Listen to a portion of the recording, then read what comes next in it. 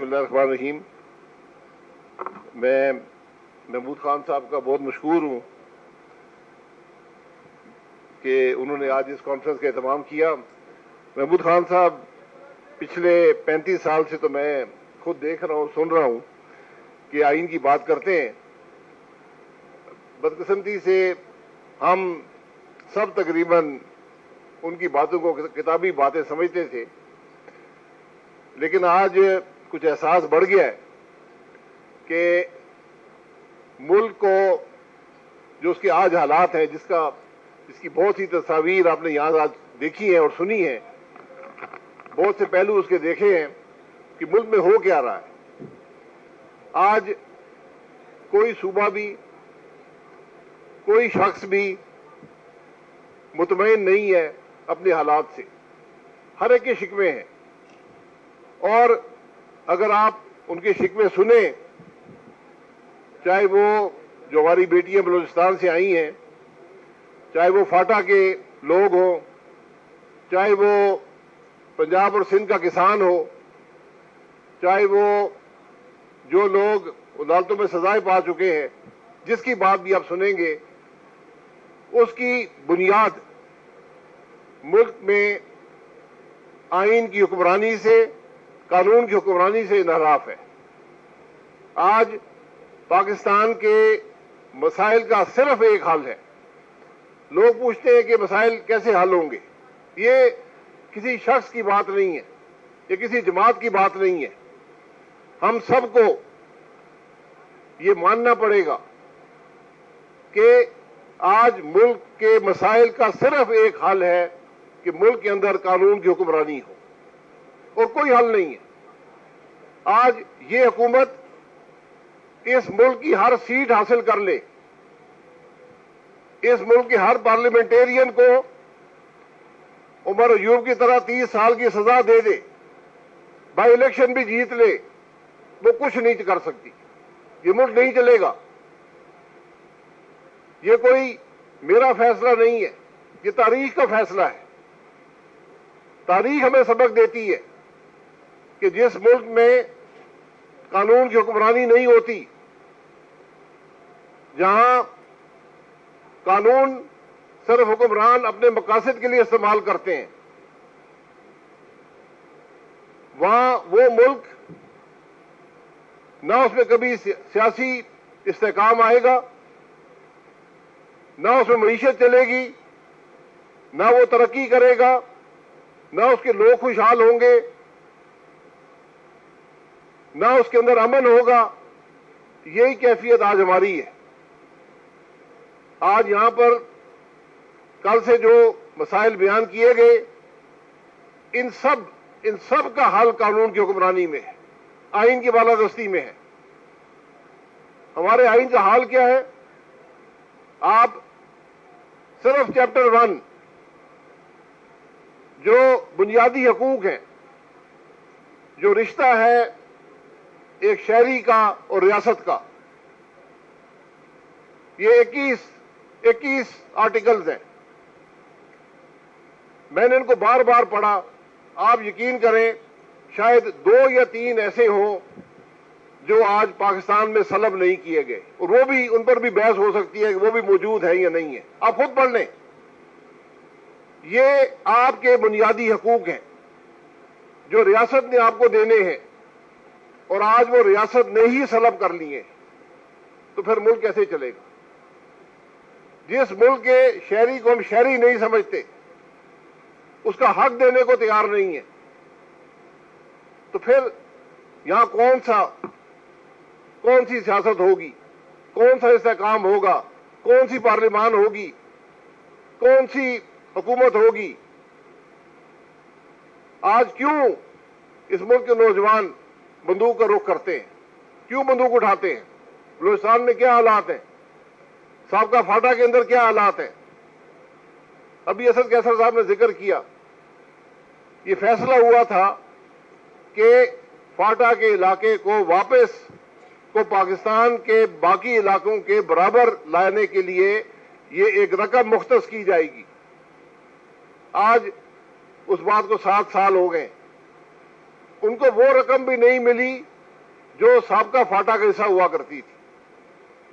نہ ان کو نظام ملا، نہ ان کو ترقی ملی، نہ ان کو بنیادی حقوق ملے جن کا میں نے ذکر کیا. تو آج وہاں کے لوگ کہہ رہے ہیں کہ ہمارا تو پرانا نظام بہتر تھا، ہم تو اس معاملے میں ٹھیک تھے. آپ جہاں بھی پاکستان میں جائیں یہی معاملہ آپ کو ملے گا. آج کوئی قانون نہیں ہے، کوئی انصاف نہیں ہے، کوئی عدالت نہیں ہے. آپ جو مرضی کر لیں، آج کوئی پوچھنے والا نہیں ہے. کیا ہمیں اس بات کی کوئی فکر نہیں ہے کہ دنیا، یہاں بات کرتے ہیں انویسٹمنٹ کی، جب دنیا کا کوئی شخص جو پاکستان میں کوئی پیسہ لگانا چاہتا ہے، کاروبار کرنا چاہتا ہے، جب وہ یہ دیکھے گا کہ انہوں نے اس ملک کے لیڈرز اپوزیشن کو وفاق میں بھی، صوبے میں بھی 10-10, 20-20, 30-30 سال کی سزا دے دی ہے. اگر آپ نے سزائیں دینی تھی تو عدالت میں ایسا ماحول ہوتا، ایسے حالات ہوتے کہ انصاف ہوتا ہوا نظر آتا.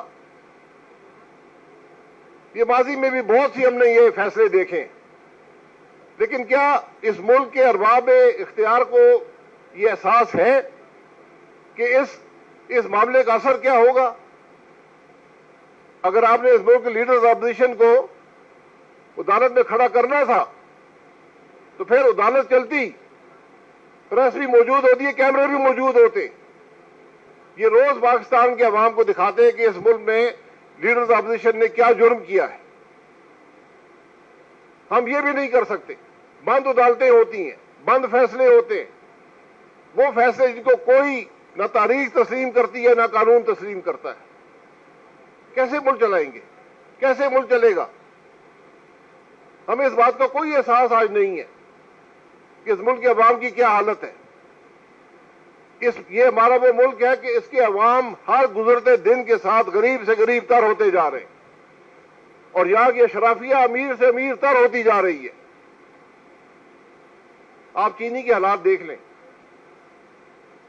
یہ کوئی بہت بڑی راکٹ سائنس ہے کہ اگر ملک میں چینی نہیں ہے تو آپ ایکسپورٹ آپ کو نہیں کرنا چاہیے. آپ کے سامنے ایک واضح دلیل ہے کہ چینی کی ایکسپورٹ شروع ہوئی اور قیمتیں بڑھنی شروع ہو گئی. 50% چینی کی قیمت بڑھ گئی.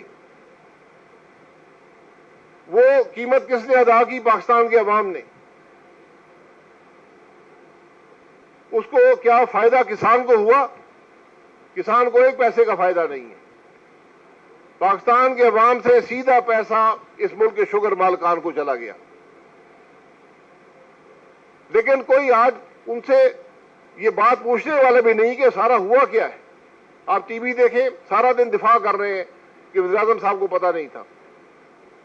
چلیں ہم مان لیتے ہیں ان کو پتہ نہیں تھا، ابھی تو درست کر دیں، ابھی تو ہمیں بتائیں پتہ کر کے کہ کس نے یہ سارا کام کیا ہے.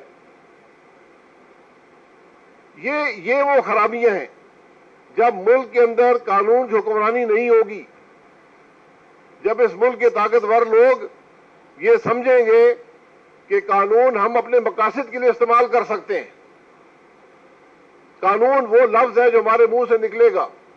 اور یہ بدنصیبی ہے ملک کی کہ اس ملک کے سیاستدان بھی یہ سمجھتے رہے ہیں، اس ملک کی اسٹیبلشمنٹ یہ سمجھتی رہی ہے، اس ملک کے جج بھی یہ بات سمجھتے رہے ہیں، اس ملک کے بیوروکریٹ بھی یہ سمجھتے رہے ہیں، ملک کے بزنس مین بھی یہ سمجھتے رہے ہیں. لیکن آج یہ معاملہ اپنی انتہا کو پہنچ گیا. آج آپ کے پاس کوئی راستہ نہیں ہے. آج یہ وقت کی ضرورت ہے کہ بات وہ کرے جو محمود خان صاحب 35 سال سے کرتے آئے ہیں. آج آپ کو قانون کی حکمرانی کی بات کرنی پڑے گی، ورنہ ملک آپ کا ترقی نہیں کرے گا. یہ نہیں چلے گا، کسی طرح بھی نہیں چل سکتا. اس ملک میں نہ انصاف ہوگا، نہ اس ملک میں ترقی ہوگی، نہ اس ملک میں خوشحالی ہوگی. کہ دنیا کا تجربہ ہے، ہم آج بھی ان باتوں سے ناآشنا ہیں.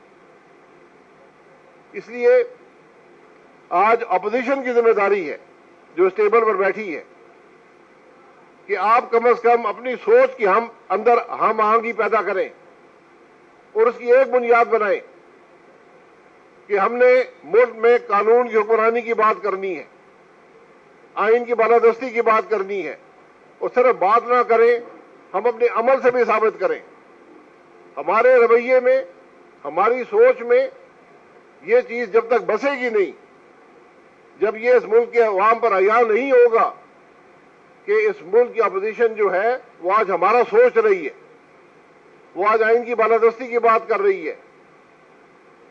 آئین کیا ہوتا ہے؟ قانون کیا ہوتا ہے؟ جو عوام کو ریاست کا رشتہ ہے۔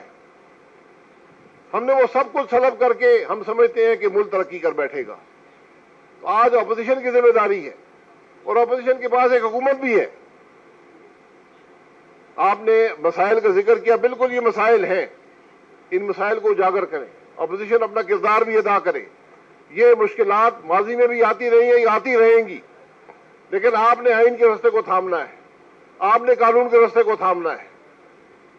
حکمران تو ہمیشہ اپنی طاقت کے زوم میں رہتے ہیں، لیکن اس طاقت سے آج تک کسی کو کچھ ملا نہیں ہے، اس ملک کو کچھ نہیں ملا، اس ملک کے عوام کو کچھ نہیں ملا۔ یہ بات آج کے حکمرانوں پر بھی عیاں ہو جائے گی۔ یہ تاریخ کے سبق ہیں، ہم نے بہت سے یہ معاملات دیکھے ہیں۔ ہمیشہ ایک نیا فارمولہ آتا ہے، ہمیشہ ناکام ہوتا ہے۔ فارمولہ صرف ایک ہے، اور وہ آئین کا فارمولہ ہے، وہ قانون کا فارمولہ ہے۔